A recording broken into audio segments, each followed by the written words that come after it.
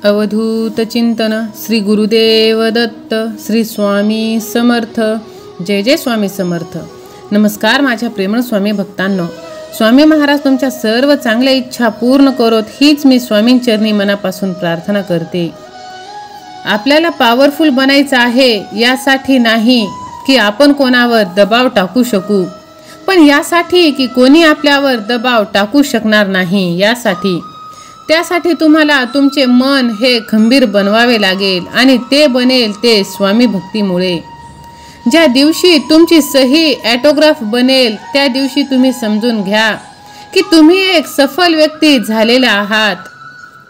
दुसऱ्यांच्या चुकांमधून शिका, कारण प्रत्येक गोष्ट स्वतःच्या चुकांमधून शिकण्याचा वेळ आपल्याकडे तेवढा नाहीये। खोटारडा व्यक्ती मोठा आवाज करून खऱ्या व्यक्तीला शांत करत असतो, परंतु खऱ्या व्यक्तीचं मौन खोट्या व्यक्तीच्या आवाजापेक्षा जास्त प्रभावी असतो। त्यामुळे तुम्ही नेहमी खऱ्याची साथ द्या, खोट्याची नाही।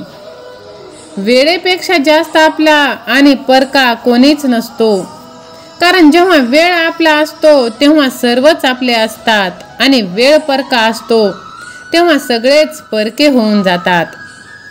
सहमत असाल तर होय स्वामी आई असे टाईप करून ह्या भक्तिमय चॅनलला सबस्क्राईब करा।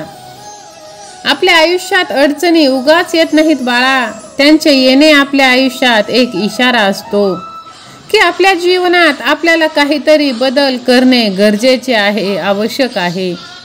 त्यामुळे तुम्ही नशिबाला दोष न देता, वेळेला दोष न देता आहे ती वेळ आनंदाने स्वीकारा आणि आनंदाचा उपभोग घ्या।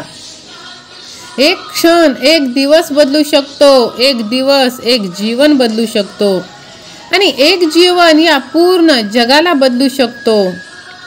शब्दांना ही चव असते, दुसऱ्यांना त्याची चव चाखवण्याआधी स्वतः त्याची चव घेऊन पाहिली पाहिजे, म्हणजे आपल्या बोलण्यामुळे कोणाला त्रास होणार नाही। बाळा, जसे सुख कायम नसते तसे दुःखही कायम नसते रे। त्यामुळे वाईट वेळेत कायम तू संयम ठेव। तुला प्रत्येक स्वप्न तुझे मी पूर्ण करणार आहे बाळा, फक्त तू माझ्यावरती विश्वास ठेव। जेव्हा लोक तुम्हाला एखादा निर्णय घेण्यापासून मागे खेचत असतील तेव्हा स्वतःच्या मनाला तुम्ही सांगा की मी गर्दीपेक्षा वेगळा विचार करत आहे आणि साक्षात देव, परमेश्वर, स्वामी माऊली माझ्या पाठीशी आहे। सहमत असाल तर स्वामी माझ्या पाठीशी असे टाईप करून हा संदेश एका व्यक्तीला तुम्ही शेअर करा।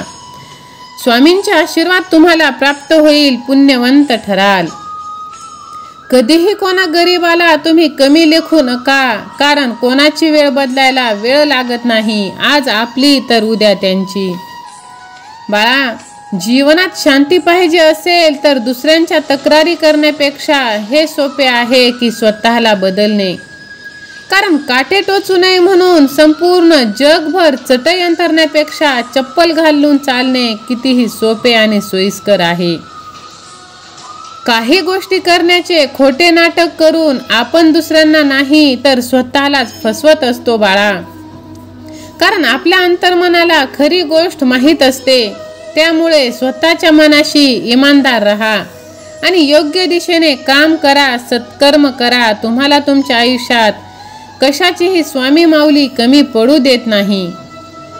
बाळा, कधीही एका स्त्रीला कमी समजू नका, कारण स्त्री एक अशी व्यक्ती आहे की तिने जर साथ दिली तर भिकाऱ्याला सुद्धा राजा बनवते आणि जर बदलाच घ्यायचा म्हटले तर राजमहलला सुद्धा एक झोपडी बनवत असते। त्यामुळे तुम्ही समोरच्याला हलक्यात घेऊ नका। कोणत्याही व्यक्तीची सहनशीलता एक खेचलेल्या धाग्याप्रमाणे असते।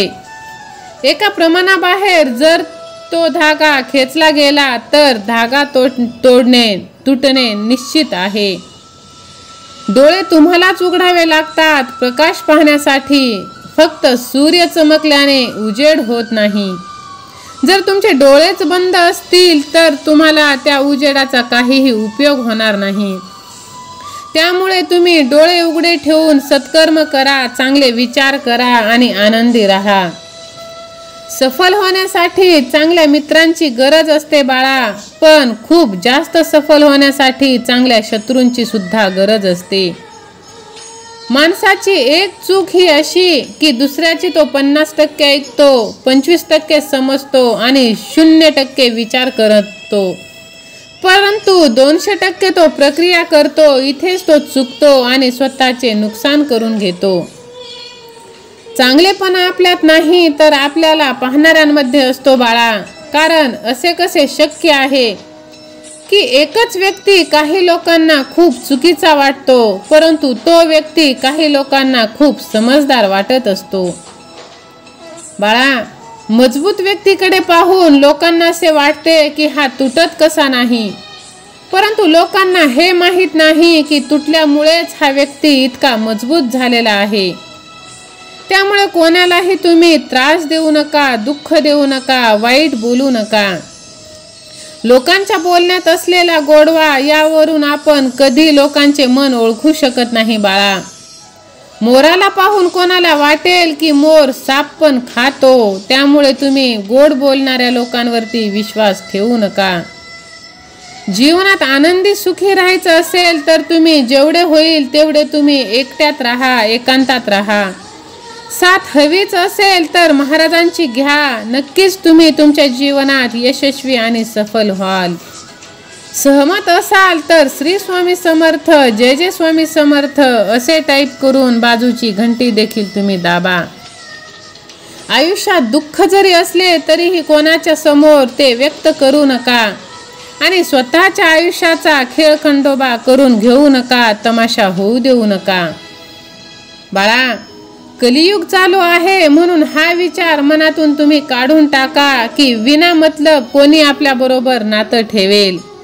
हे जग खूप स्वार्थी आहे बाळा. आपलेच आपली साथ सोडून जातात. आपल्या जवळ जरूर काहीतरी अशी गोष्ट तुम्ही सांभाळून ठेवा की ती मिळवण्यासाठी लोक तुमच्या बरोबर जोडलेले राहतील.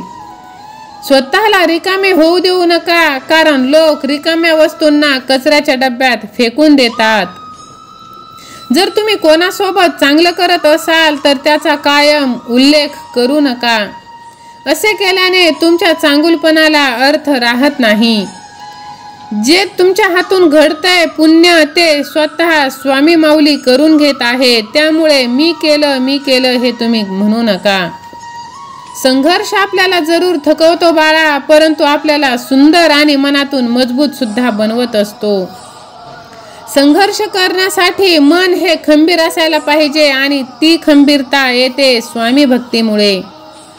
सहमत असाल तर अशक्य ही शक्य करतील स्वामी असे टाईप करून ह्या भक्तिमय चॅनलला सबस्क्राईब करा. श्री स्वामी समर्थ.